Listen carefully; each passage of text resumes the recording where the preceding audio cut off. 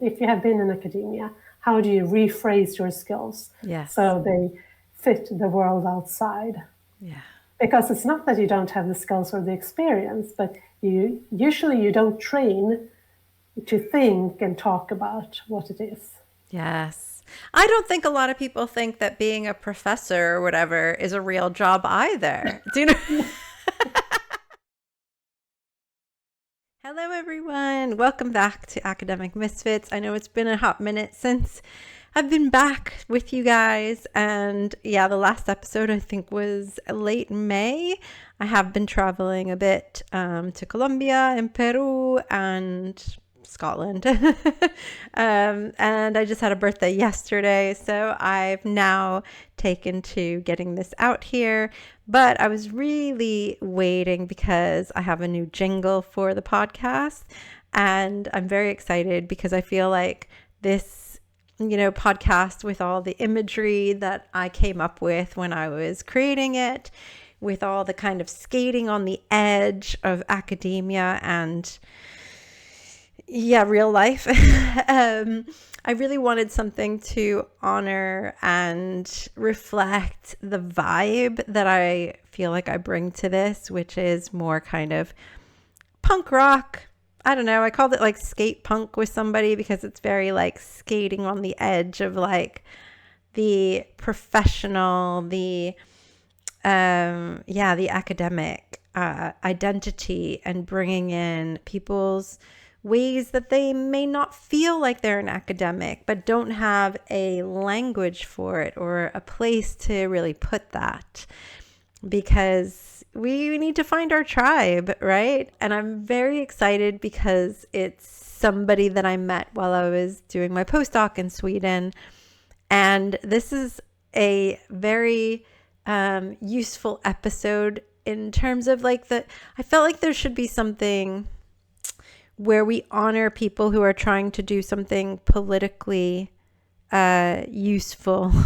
And I value and am inspired by people who say, I can make a difference, a bigger difference in society that is through the systems of power that have kept people out.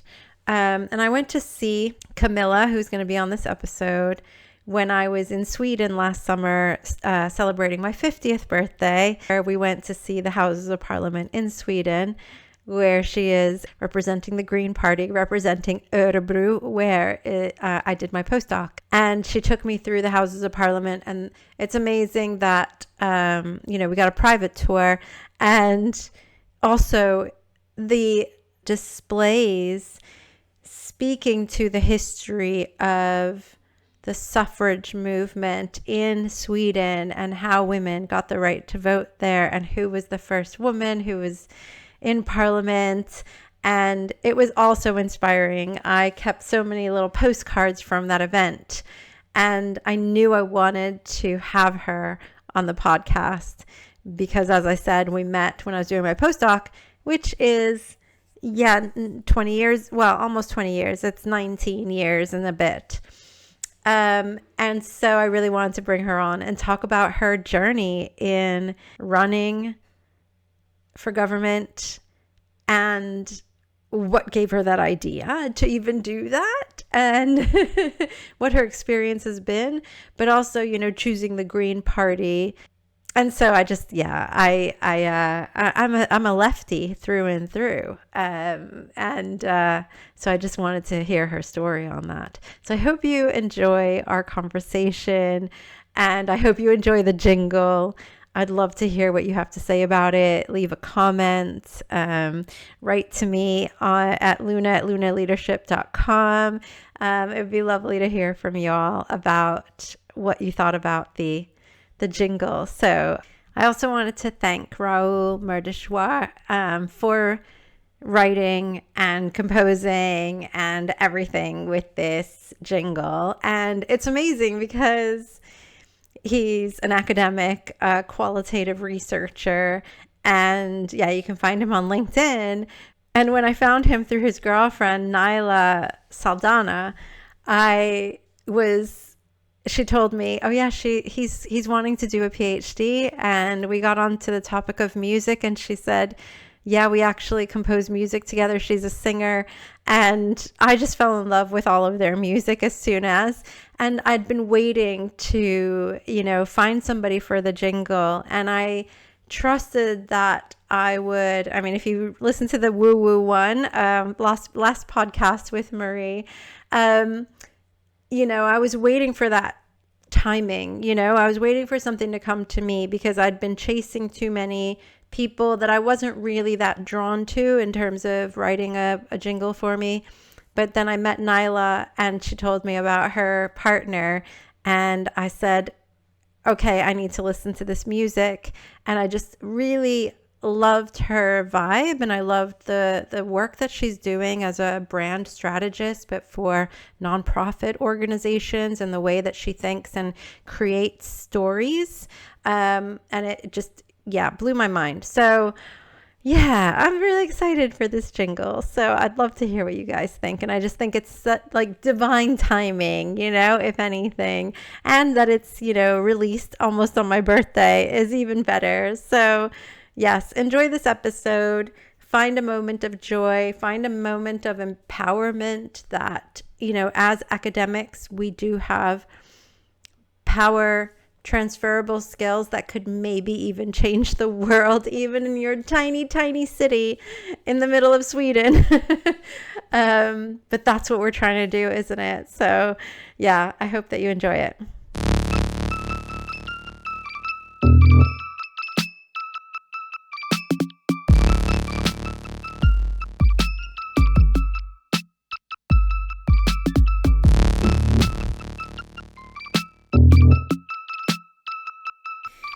Welcome, Camilla. I'm so excited to see you and to do this podcast with you because we have a long history. And actually, this year, 2025, is 20 years since I left the US and came to Sweden Okay.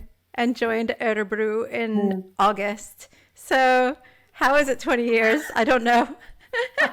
I will have to backtrack this and check because I don't believe you.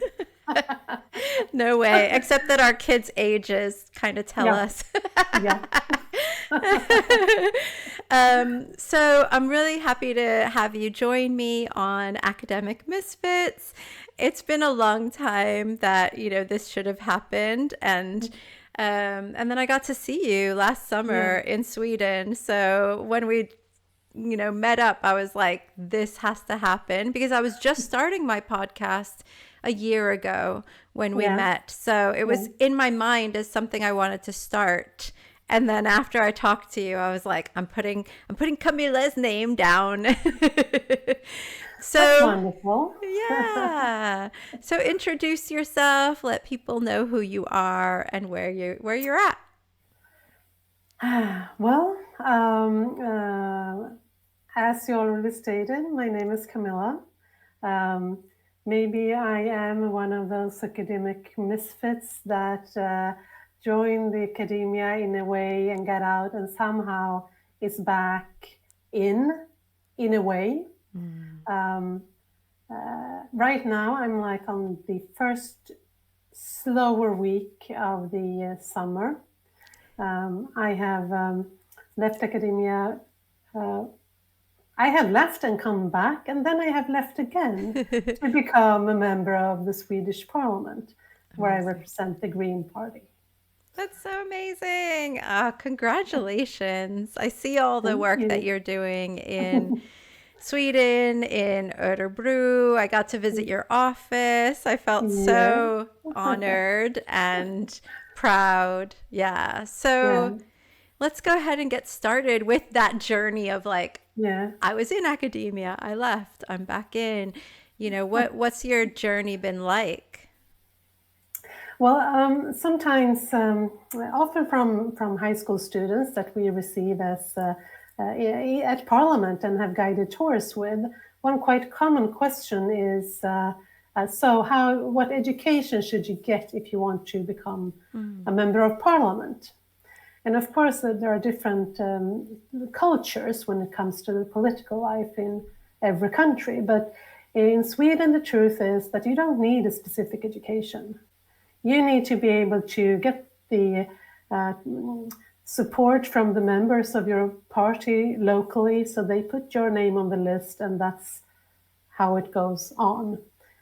So if they have confidence in you, then you can become a member of parliament. And there are so many skills that we need among our elected parliamentarians that does not have to do with having the right degrees. With that said, I'm probably part of the party that has the most well-educated parliamentarians, and to be honest, that sometimes it's very good, and sometimes it's a problem because we don't have enough diversity within our group.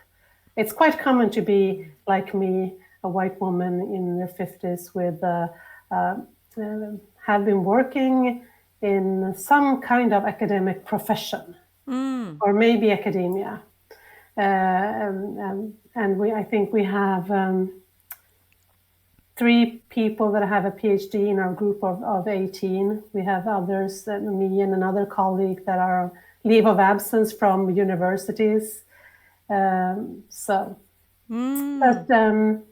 when it comes to career, sometimes it's how did you plan your career, or how is your career plan? What does it look like? And I'm always like, I don't know if I could have planned this. And also when I started at the university, I graduated from my teacher's education in 2004. And then I worked for 1 year as a teacher, but I also got a part-time job in a scientific project that lasted for 4 years at the university. And then I somehow slipped in. But also, I don't know if you remember this, but when we're in academia, it's a quite hierarchical organization. And you were you PhD or postdoc? Postdoc, yeah. Postdoc. So yeah, I mean, you're a bit higher up in the food chain, so to speak. But when it comes to doctoral students, and for me, being like on the lower part of the food chain, but I mean, I had a proper contract, so I was hired by the university for certain things, and in some way, that is a more privileged position than being a doctoral student or a postdoc. Yes. Because I was kind of going in between the research and the teaching and the administration. Yeah. But then after a while, the rest of you could, move on your careers, but mine kind of stopped because I did not have a PhD education. Right. And so what was your area of expertise generally? Like what kind of research were you doing? And the research, the bigger project had to do with work environment for teachers and now what would that be called? Home care staff. I mean, nurses, people working in people's homes. They cannot handle their life by themselves. They need some care, and they need some medical care as well, but they do not want to live in a elderly home, for example. So this municipality was doing quite a large reorganization, and we were asked, it was social scientists and psychologists and work psychologists, to evaluate this during a 4-year period, which I find quite unusual. The more common, at least at the time, was that now we have done this, and then they want a researcher to come and evaluate. Oh, that is still common now. Yeah, but we were with this organization from the start of the implementation, and then for 4 years.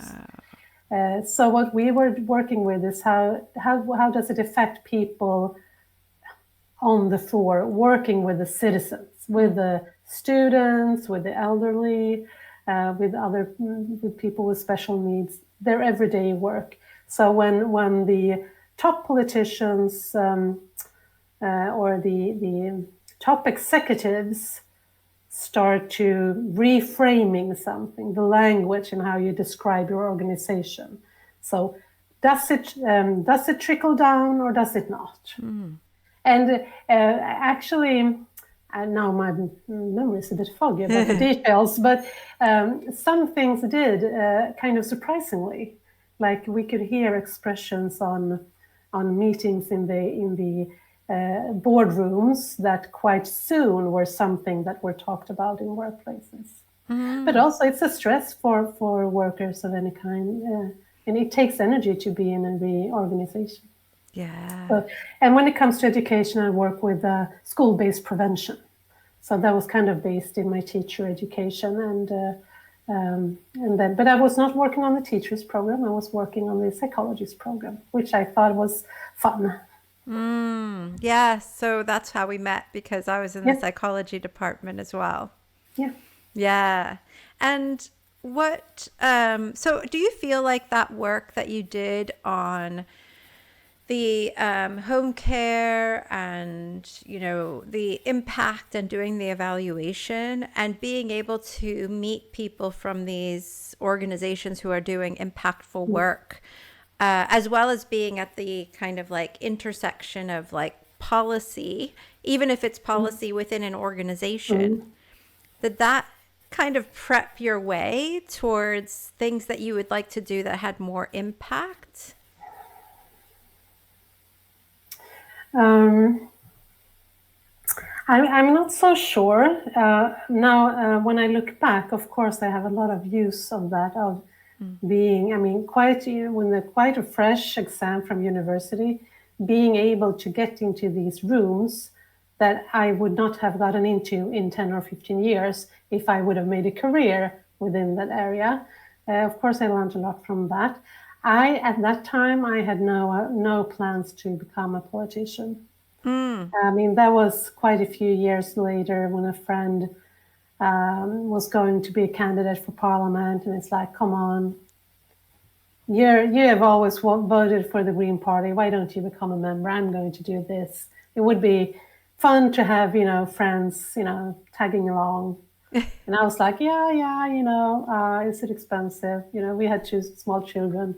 Okay, I can pay like a membership fee every year for the election fund.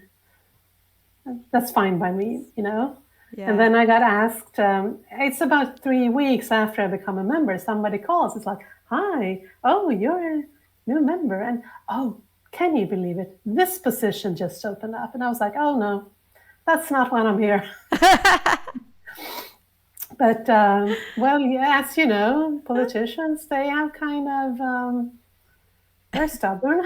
So after a couple of weeks, they called again. Oh, we just want to inform you, as you're a new member, that we have this meeting and you got this invitation. And we just want to stress that it might seem like it's just for special people that are elected for things. But also, notice it says members welcome. So you are welcome. I just wanted to let you know. And also this position that I asked you about 3 weeks ago, it's not been filled yet. So, I mean, and we do, of course, respect that you're not interested. But if you have thought of any questions, I'd be happy to answer. What was the position? And then I kind of, I will see if I can find the words to explain this. It was in the county, Örebro County, there were some committees that was formed according to the different geographical parts of the county, and their main purpose was to be in touch with citizens in different ways. Maybe have some kind of being at the library at the south part of the county to ask citizens about their primary care and what they thought about that, or have a campaign at bus stops about how do you feel about public transportation. Right. What would be important? What do you think makes people travel together more? And what would make you do something else? Go by car, or what would make you take the bike? Yeah, Stuff like that. So not very not advanced policy making or anything like that. But I guess that's why they thought it was a good something good for somebody new in politics. Yeah. Yeah. But you didn't think you were going into politics anyway. No. But then when they called a second time, I was like, oh yeah, I could try. And I was like, oh my God. No. So words, get back in. And that's kind of how it happened. So this career planning is kind of not my style, but it's been working out pretty good so far anyway. And how long ago was that they or that you joined? I think that was like 2008, 2009, something like that. So we have election every 4 years. So by the election 2010, I was kind of, already sucked up in this Green Party stuff. I think I became chair of the local board of the party like a few years after that, maybe 2011, something like that. Yes. And then I was chair of this district board, and then I actually 2016 I was the first substitute to the parliamentarian, and when he was on parental leave, I did my first period as a parliamentarian for 6 months, which is also something that you cannot plan in a career. But for a position like being in parliament, if you get the chance to get in for half a year, and really nobody is expecting anything from you during 6 months. They are like, don't make a mess. That's really, you have passing grade if you don't make a mess or, embarrass somebody. Then it's okay. And which means that when I actually got elected, just the things, when you're new at a workplace, I knew my way around. I knew like the service desk, where they can help you with anything. And you cannot ask a question that is too silly or that they have never heard. And just the security that gets. But, I don't remember exactly everywhere where we walked, but, I'm still this many years later, it's like, oh, we walked this hallway and now we ended up here. I didn't expect that. Yeah. Well, you say like 6 months and they weren't expecting anything. And I'm thinking when I started at Örebro, like Margaret and Håkan were like, so it's been 6 months. Where's your paper being published? You know what I mean? And I did publish a paper within 6 months, which they were like, yeah, that's really good. Like, but I mean, there's people who have postdocs, or like adjunct positions for like 6 months, 9 months in academia that expect so much to be delivered, plus research and the teaching. So to have like, something where you can ask questions as well and you're not, seen as like, well, you should know that already. You know what I mean? Like, I feel like academia not only is hierarchical, but is very like, you shouldn't ask questions. You should already know what you're doing. But that could be different when it comes to the staff of the parliament, the non-political staff. Because they, they are almost like the core, the backbone of the democracy in Sweden. Because they are this thing that I said in the beginning, that actually in our tradition, it's not that you have to have a PhD to become a parliamentarian. There are countries where you're expected to be highly educated to even have a chance to be a parliamentarian or be in a government or something like that. But the structure, we need to have a structure that makes it possible for anybody to represent their voters. And also the non-political offices that support the committee. So I'm on the Education and Research Committee. We have staff for our party that is, of course, at least sympathizing with the green ideology. But the staff to the committee, they are experts in their area. They are not judging us by politics or ideology. They are reading our texts, and then it's like, so we see this and this. So maybe Centre Party and Green Party should discuss if this is, do you mean the same thing with this? Because then we know how to write this, if we should put your stuff together or not, so to speak. Are you actually putting this motion forward together because it's so similar? Or is it something that separates that you need to make, you want to have a vote on your own specific suggestion? So you have like evaluators that are kind of putting things together for you. Yeah, I was interested in, you said you're on the Education and Research Committee, so it's kind of coming back around. Is that coming back to being kind of in academia and having relationships or partnerships within academia? After I left the university the first time around 2010, then I worked in the municipality as like a bureaucrat. I was working on the legal guardian's office, very sitting by a desk evaluating applications for doing this with somebody's money, and I said yes or no, quite often no.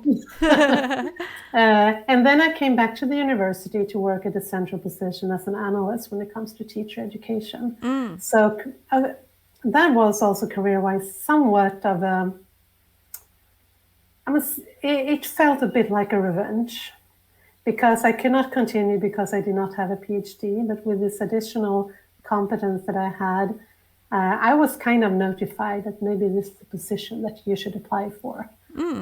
And at the interview, I had some questions. One is that I have an obvious party brand because I had been in parliament for a while. And, if you're a substitute on the committee handling sewers in a small town, then it's so obvious that that's nothing that's a threat to academic independence. Right.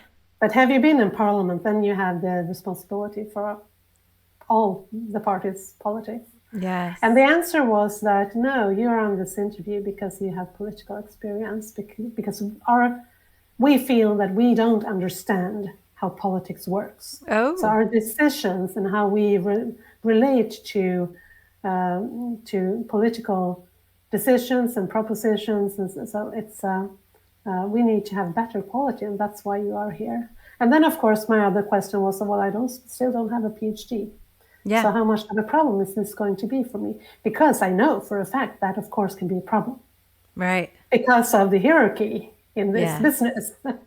And my boss was like, this is what you're going to work with. You're going to work with course plans and education plans for basic education in teaching. You have the skills that is needed for that. If somebody picks on you for not having a PhD, you come straight to me. Wow. I mean, it should be about the skills, shouldn't it? But yeah. Yes. And also, I think at one time, I have one incident where I kind of had to tell somebody that, you know what, kind of, Dirty Dancing. This is my dance space.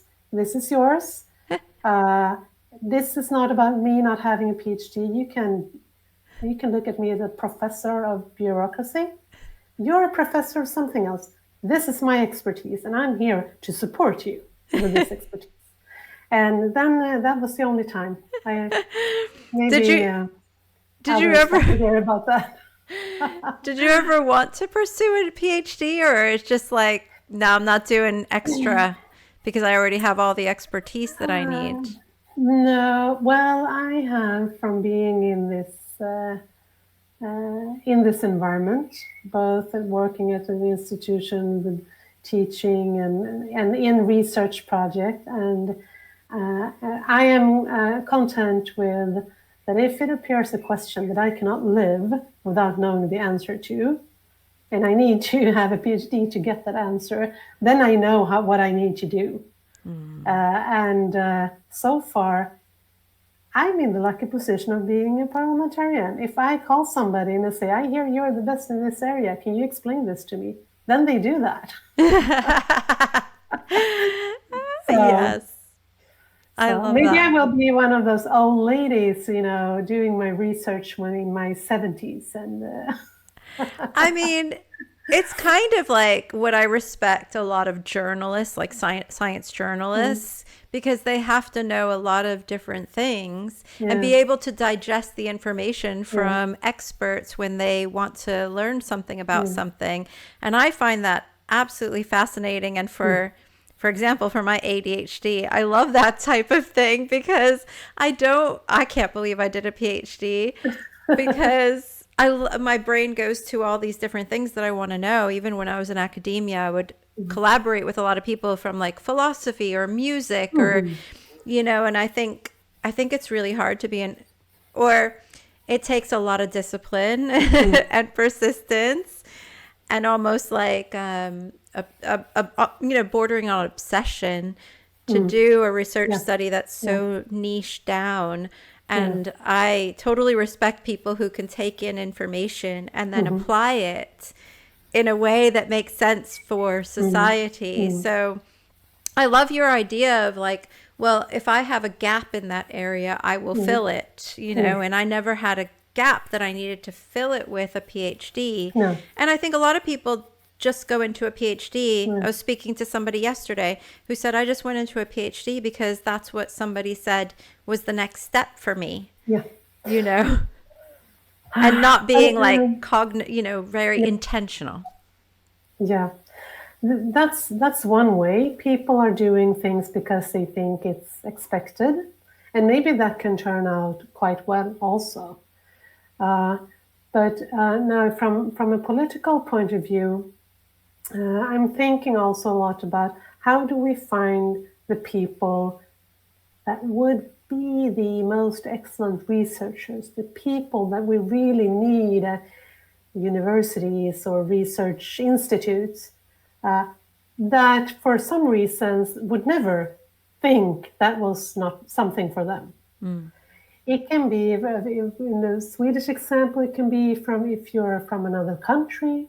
It could be you can be Swede by generations, but nobody um, in your family has ever studied. As I mean, it's still in if you're in my age, it's not obviously that parents of our generation have a high school education. Maybe most do, but it's not everybody.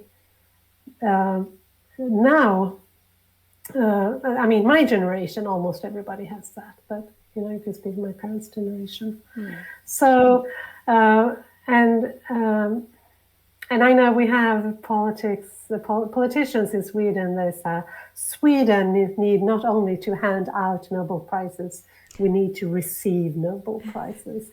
And I'm just not so sure that the Nobel Prize research is necessarily with the person who thinks the PhD is the next step. Mm. It could be with somebody else that never would think that academia would be a place for that person. So, I mean, I want to have this, it should be more natural to go different ways. And I think it will be more different how people educate themselves over time. We have gone from if we take a longer time perspective from let's say 100 years where there were no formal schooling at all, to making everybody doing basic reading and writing and maths until now. In my age, almost everybody has a high school education. Quite many have a higher education, I mean, university education also. But then something happens with the knowledge that we have so many fast changes, and then it's like you have this really nice education for something else that is not needed right now.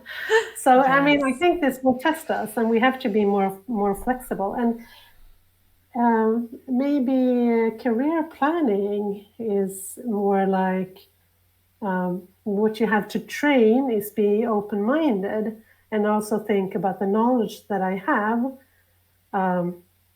For example, I'm a teacher, so is all I can do have teaching jobs? Obviously not. In Sweden, we Right. know a lot of people that are teachers are not working in schools because the work environment is quite tough. But are there teachers that don't have jobs? No, they have other jobs. They're project leaders, or they're administrators, or they're executives because they have a broad education. It has a lot to do with how people work, and that you need that everywhere. So I That think is there's a such a lot of good message. Yeah, yeah, because I everybody have start out with being teachers, and then they can go on. Yeah, exactly. Yeah, and I think that's really important because I think a lot of people do see themselves as one thing, right? And Mhm. so being able to say, like, yeah, you could be a project leader, you could Yeah. be an administrator or at a top executive Mm. level. So, yeah, tell me more about how that switch over um, actually running for election happened.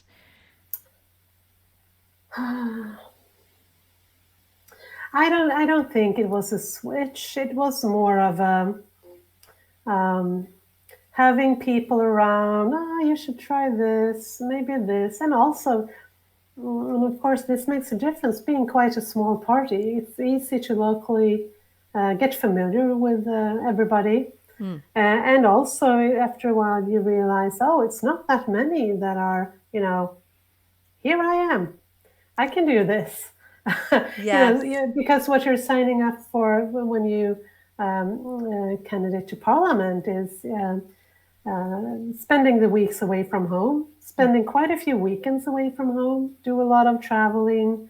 It's just not like being on the, let's say, education committee in your municipality, where you have a meeting once a month, and maybe you have a meeting with the party once a month, and that's it. That you have your normal job and everything kind of moves on, because I mean, becoming a parliamentarian is quite life changing. And then for me, as where I live with only 2 hours to Stockholm, I mean, I have fewer days away from home than others in other parts of the country. Or maybe they need to take the night train on Monday night to be in Parliament Tuesday morning or something like that.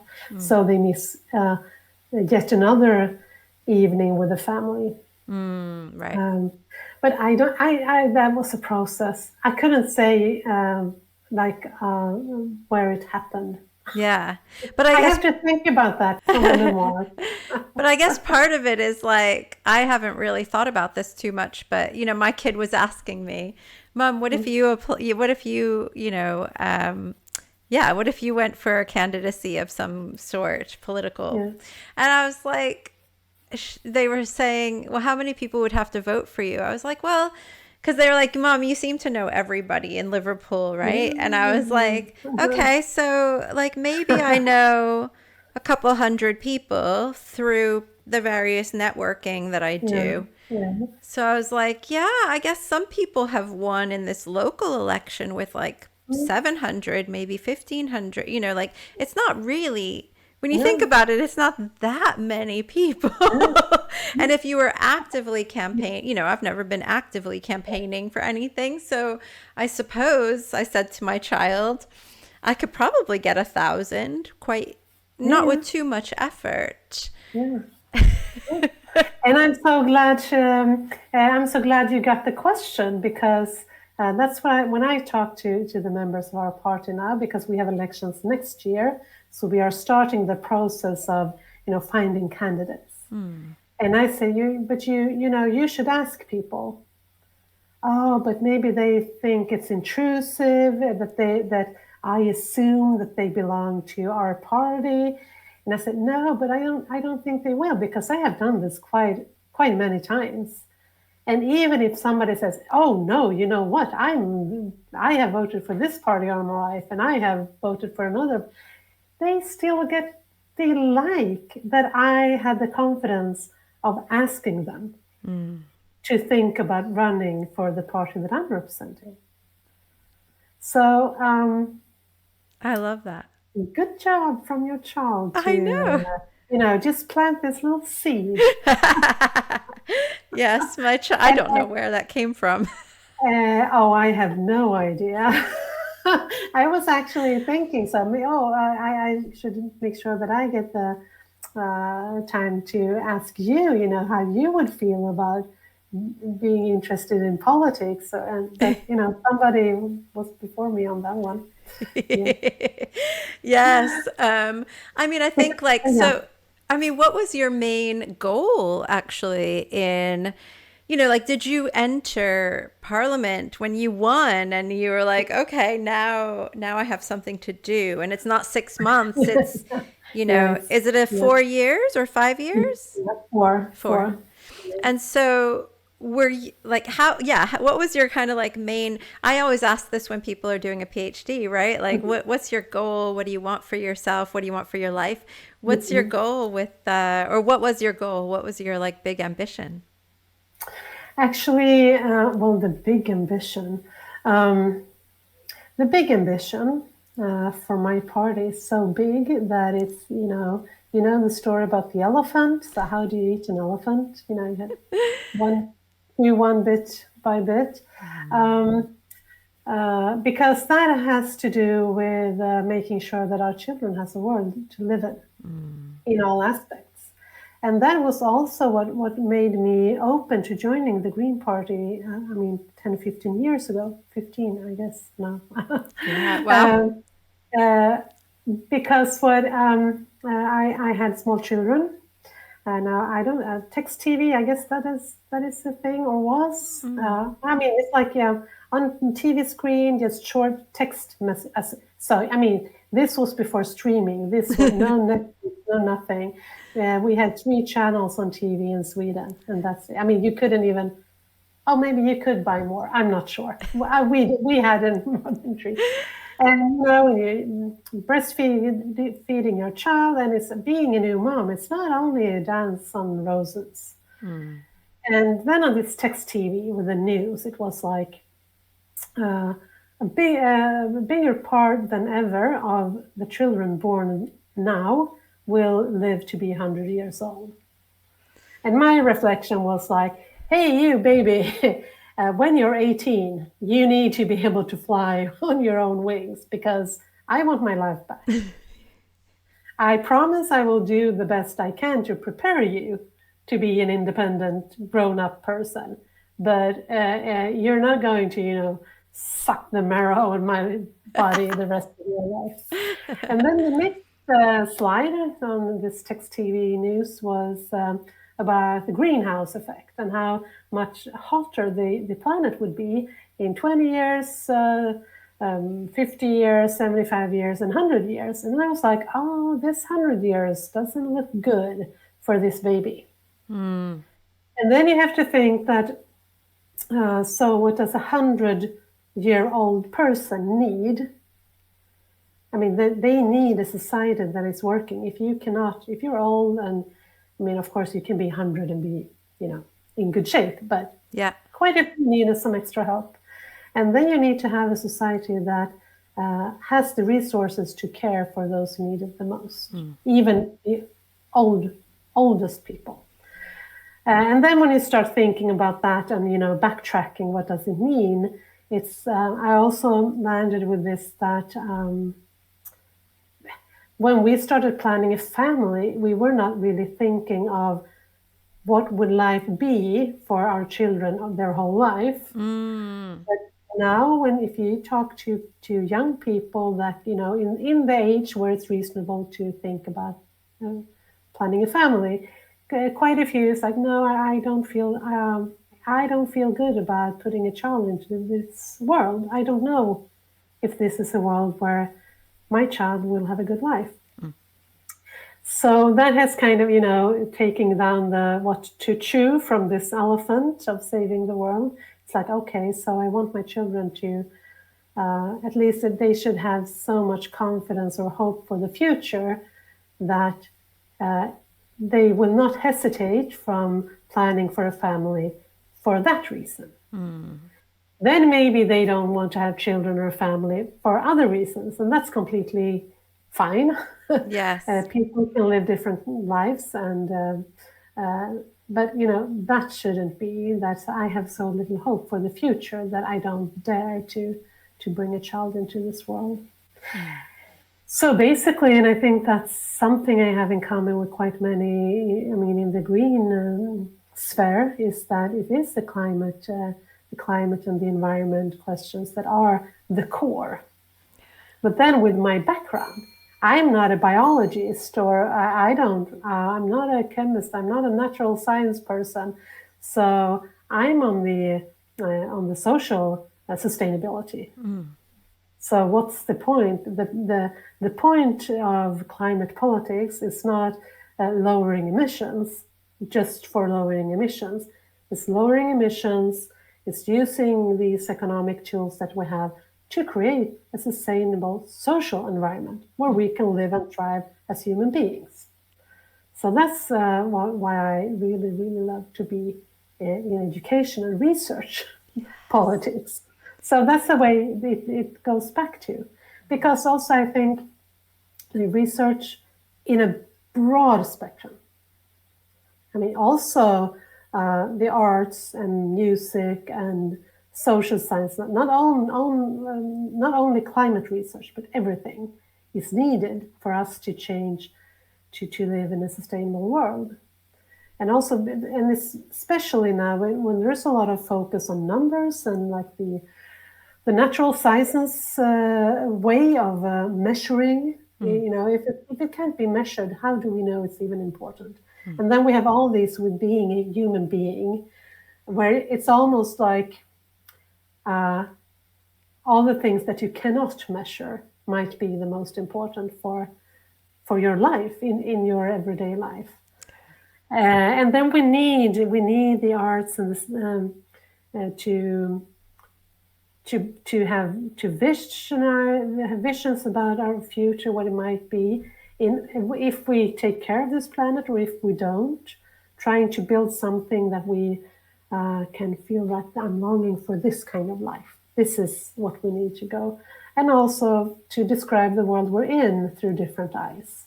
Yeah. So I am the person I am, but through arts, maybe I can lend somebody else's, or borrow somebody else's glasses to see, oh, this is what the world looks through somebody else's eyes. That is somebody that is very unlike me. Yeah. I love that. And is that kind of where you sit then, is at the nexus of all of these ways of... Yeah. I think that I often say that being a teacher is the most important profession in every country. But of course, it also is about what do the teachers do with their time they have with our children. So it also has to do with what mission do we give the schools. And there are trends now that it's valuable knowledge is measurable knowledge, which we are trying. I mean, my part is like we need to have arts in every high school education. If it is for engineers. Engineers love that we say that. But other politicians, it's like, nah, they need to do maths. That's what they need to do. It's so annoying because, as you said, I mean, we just started working with a theater company. I've just been hired to be the evaluator and consultant on a new project. And we're doing bystander intervention for, what bystanders can do when they see harassment or discrimination. It could be even something like microaggression in the workplace, like somebody taking somebody else's idea, credit for it. And we know there's certain groups of people who are more likely to have that happen to them. Women of color, people who are maybe working class, and so, but it can also happen on the street, right? And there's so many things that bystanders can do. But some of it that we were playing with the theater group was about distraction. doing things that are just really odd, but it'll take attention off of the target of the discrimination. You know, Yeah, it could be something very theatrical, or yeah, maybe even clowny yeah, if there's violence happening, and maybe it just takes the attention yeah, yeah, and allows maybe other people to then intervene, you know what I yeah, mean? And yeah, or you could get a group of people, right? Like the commute, like a collective movement could work as well. yeah, And we yeah, always think like, oh, I have to do something, you know, I have to go in there and go, and it puts you in danger. yeah, But the yeah, theater group just gave us so many tools of imagining yeah. and metaphors and all this kind of stuff that we wouldn't have put together as Mm. psychologists. And I think, yeah, I mean, I think that's something that you miss out. That's exactly what I'm after. And we have, I heard about another project at the Karolinska Institutet in Sweden, where they have a collaboration with 10-year-olds, fourth graders in Sweden. And so it's not, so now the students should come to the Institute to learn about science. Now the children are coming there as experts on fantasy. Ah, So, and they are having a collaboration where they teach each other different things. And just look at what that does with the position of the higher ranking researcher and the small children that we don't think is capable of that much. It's like, no, we have different areas of expertise, and now we're teaching each other, we're learning from each other. ah, that's incredible. I love that. Because usually you hear from people saying like, "Oh, we're bringing in experts by lived experience, right?" And we, Yeah, you know, especially in psychology, right? They bring yeah, in community people who have lived experience of mental health difficulties. But you're almost then asking people to continually, you know, put their vulnerabilities and mm, their trauma on the table for you, where yeah, many of them have all sorts of expertise yeah, that they could be bringing, not just their mental health yeah, challenges. yeah. I love that. But also, I was thinking about this. You kind of snuck around one of your questions about well, what in my position now in Mm, relations to academia, and I think that is one thing that is very interesting because we speak a lot of academic freedom.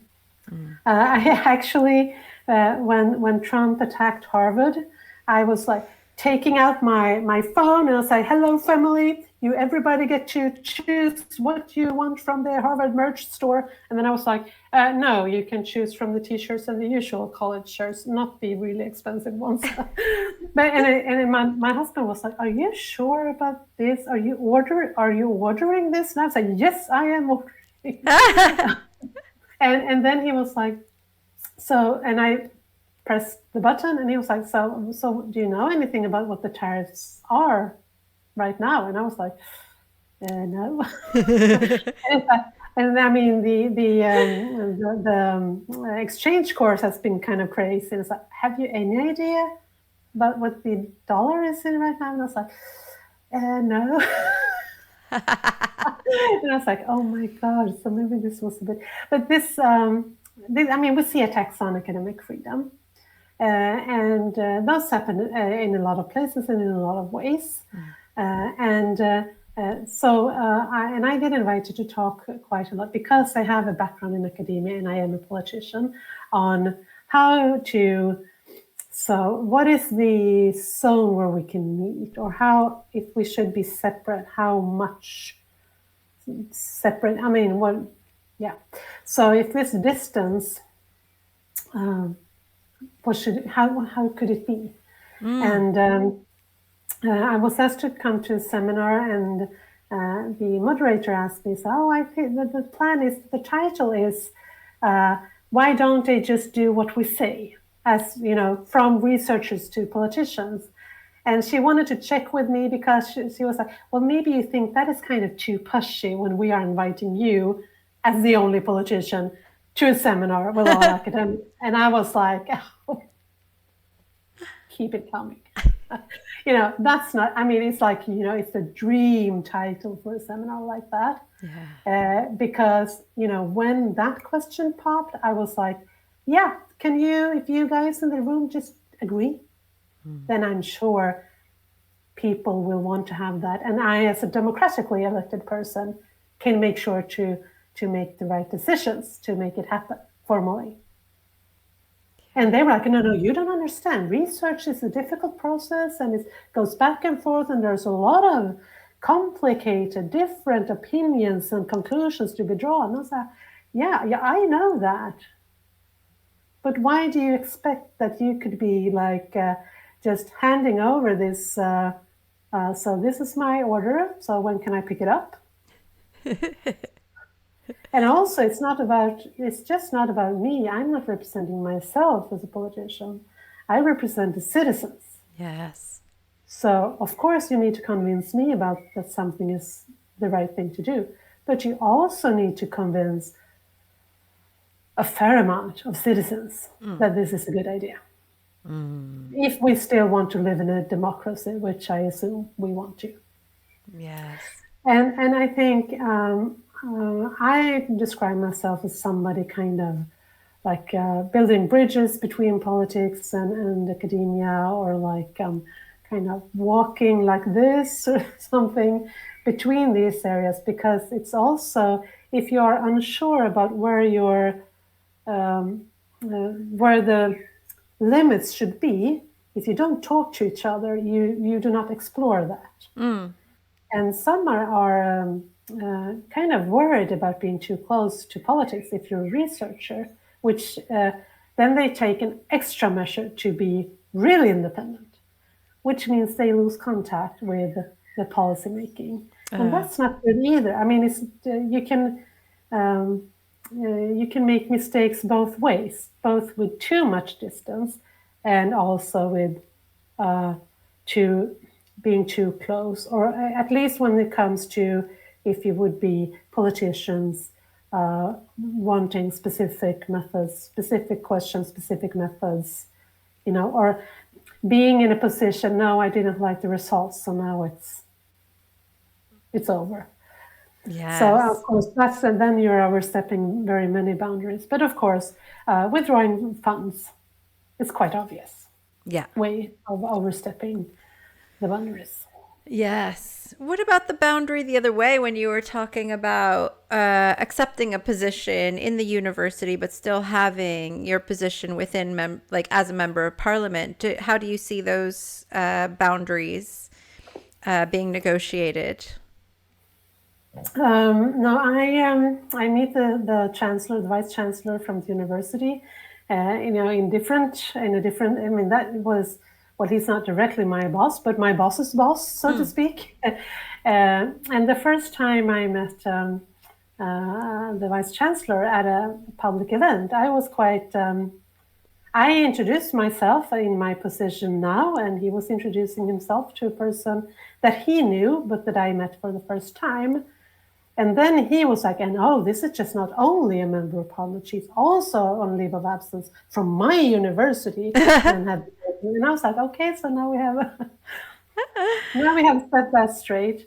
And but it's about respect. Of course, if I want to check something, I call people I know. How is this landing? Of course, I also get from different people that I know in academia, both that I have gotten to know lately, but also contacts that I've had before, that I might get information that's confidential. And of course, I keep that and use that, in a very respectful way. But that boils down to is that everybody here is a citizen that has the right to talk to an elected person. That is that's a fundament in this. Yeah. But I don't have the feeling that I have gotten into situations that have been ethically hard to handle. Sometimes I tell people that, you should know that you can contact me, for example, by email, that, nobody can demand to see all my emails. So if somebody wants to send me information, but also in politics, we work with secrets all the time. We're kind of good at that. It's also about building confidence, of course, between people. Yeah. Yeah. Did people like not want to talk to you after you got elected? Did you find that people were a bit reticent to say things? To invite you places? No. Do you mean from university and my old workplace? No, actually, but I think that's on more on a personal level. Yeah. But I have a feeling that they were kind of proud that somebody from our university is now working there. Yeah. In Parliament, and I still see people regularly. Of course, I live close by, where I live also. So I mean, I go there and have coffee with people. Yeah. So next year, when we're getting closer to election year, I have to, pick up this. We're having lunch and coffee because now I've been away for 6 years from university. So the first election, I had been in Parliament for 3 years, and our polls, we were so bad in the polls that we had no idea if I was getting into Parliament or not. Wow. So I actually had discussions with my workplace at the university, and they were like, "But when will you know?" It's like, yeah, it has to be the election first, and then they have to count the votes. So there's no way to know before. You should just be confident that we have 2 plans. One, then you're coming back, and one if you're not. And we kind of do hope that. Well, let's not go into that.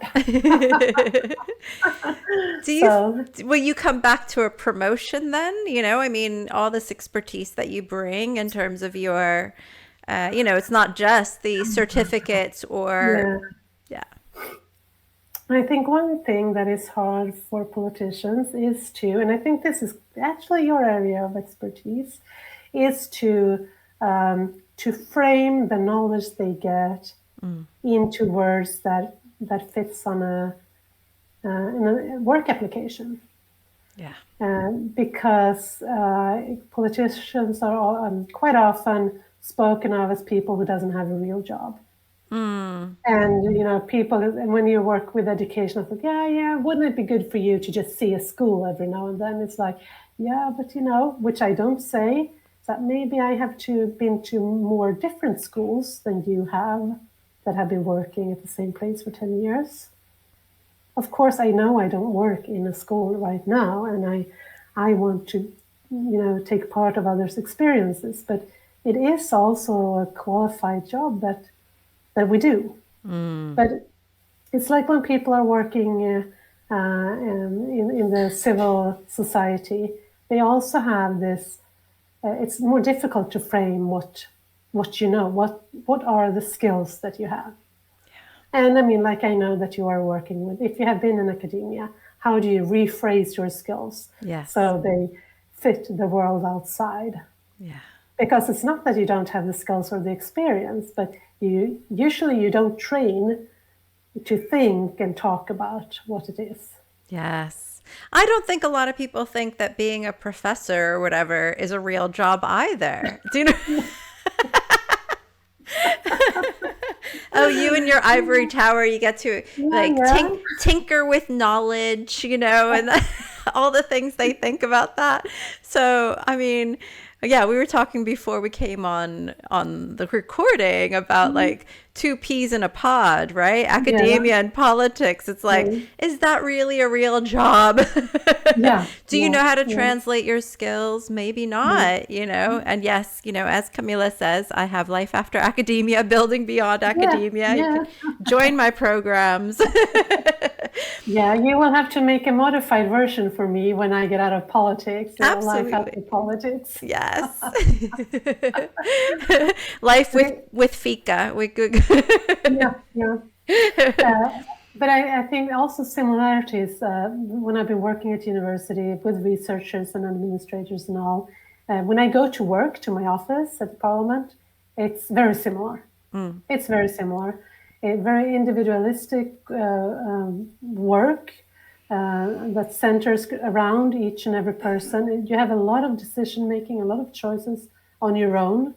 You do have colleagues, but they come and go, and they are in different projects. And sometimes it's like, oh, maybe we should do something together. We have these areas, and then you do that.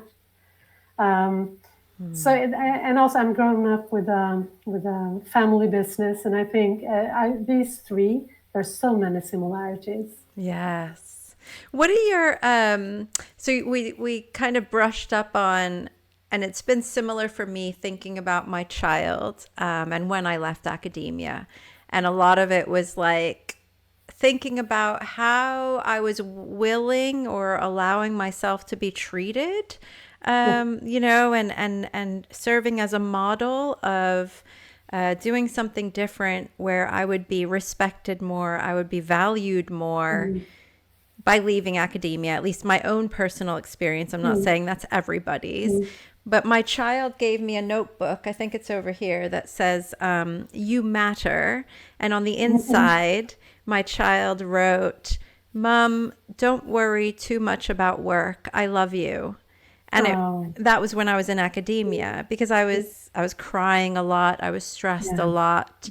Every day when I'd walk them to school, it would be me talking about the stress of my job. I didn't mean to put all of that on no, them, but they could tell. And then when I yeah, left, they noticed that I put down the computer and I go talk to mm, them, right? And I think and similarly with yours, it's like, you know what? It's not only thinking about my children's future, it's I'm going to take some yeah, responsibility. yeah. And how do you think your children see you in the work that you do in the Green Party? Do you get a sense of that?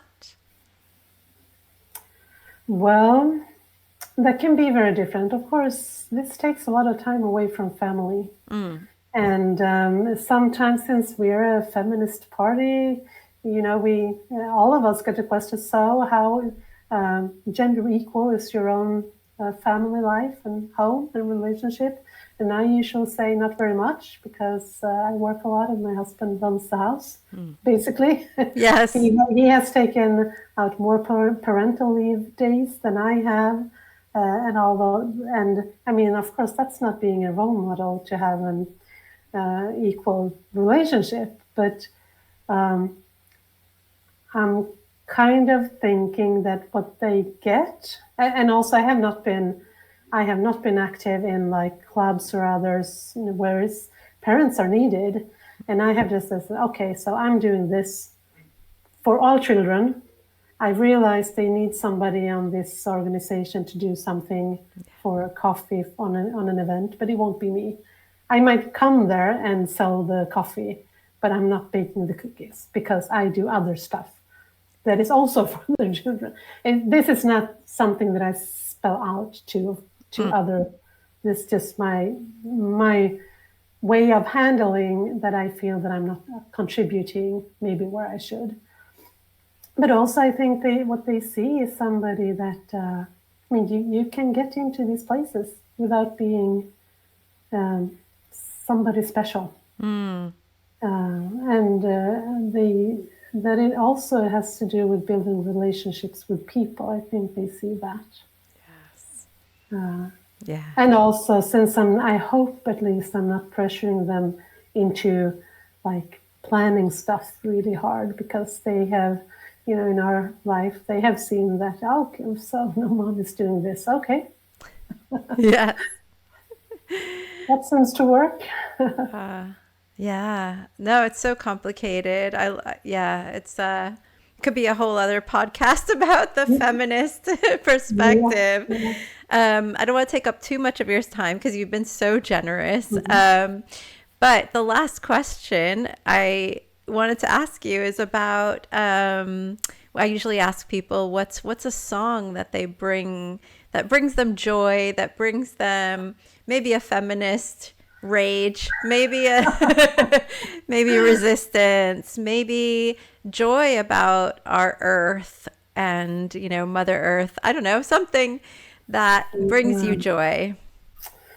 Yeah. This is the question. That's the horrible one. Yes. Yeah, we often get this when it's election time. It's like, like a fact box, in newspapers, like favorite song, favorite food. And then my family is like, oh no, mom, you cannot answer the music questions alone. We will help you. Why are they too radical or like or too cheesy? I don't know. No, it's just that I usually describe myself as a person with no musical taste, and it's like my husband and the children that are they are dominating the Spotify lists in our home, and there's music played, every dinner, a lot of during the day, Oh, but that's it's nice. not my choice. But I do have one for you, and I thought I should contribute to your listeners and viewers with the Swedish artist Lalle Ooh. and her song Goya. The text is about children growing up, and they're like, we're going to take over the world. Ah, And it's the clean water and the blue sky and the healthy planet and all that. But we're going to grow up and take this place over. And sometimes I feel like listening to that song is that, we're doing what we can in our generation. It doesn't seem to work out that well. We have to make sure that that the young ones have the tools they need to resolve this mess that we try to resolve but might not succeed with. So ah, I'm looking forward to when the younger generation grows up to rule the world. yes. I love that, Camilla. That's amazing. Thank you so much for offering that to us. And I'll put the song in the show notes for people so that they Yeah, can follow it and listen to it. Oh, thank you so much for being here. This has been an amazing conversation. yes, it's so good to talk to you. So much fun after all these years. 20. I will go back and check that. Thank you. Thank you.